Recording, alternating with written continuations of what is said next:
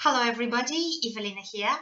In today's video, I want to talk to you about building a brand for your blog. And more specifically, I would like to give you 3 very basic tips on building your brand for your blog. Brands in nowadays have become really powerful.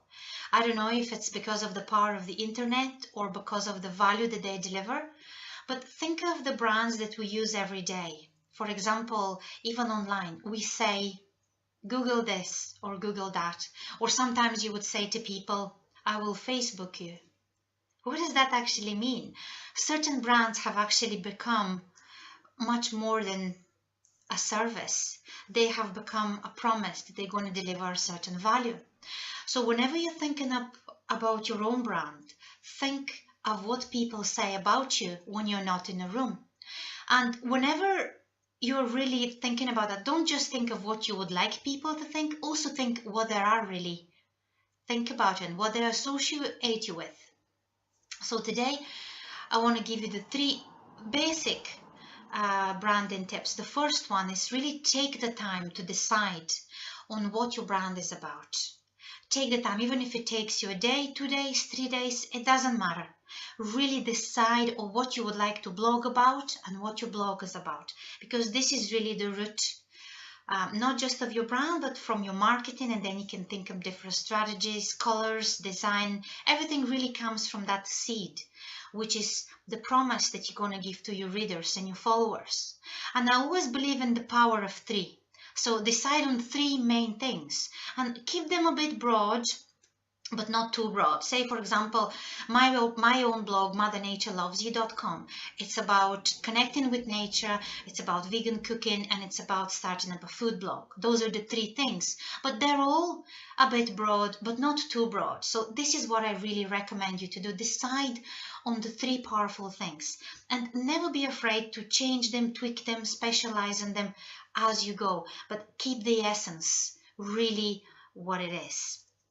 The second thing when it comes to branding your own blog online is to really set up all your social media platforms with a similar branding message.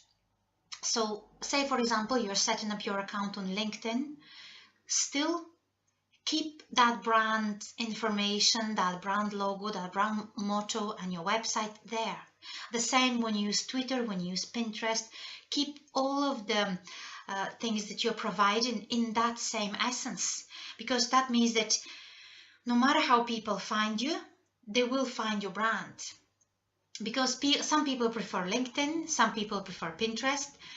I have found recently that Pinterest has actually brought about 1/3 of the traffic on my blog, and I'm going to do another video especially for Pinterest. So I highly recommend you to really use those social media platforms and really keep them in tune with your blog brand.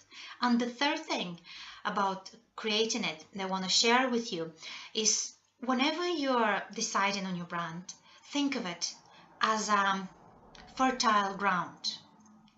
Think of it as somewhere where you can actually grow, and your brand can grow, your products, your services can grow, and never be afraid to plant on it different seeds, because the essence of your brand is really where everything comes from.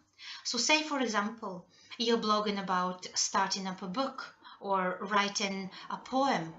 This is the fertile ground, but inside that there are so many things. You can blog about a title, you can blog about punctuation, how should you use it in a poem. And if you're blogging about food, for example, you can blog about photography, you can blog about ingredients, health, and so many things that go with it. So never be afraid to add an extra subcategory, but always keep it in tune with your essence. So if you haven't been to my website recently, click on the link below. You can go and visit mothernaturelovesyou.com.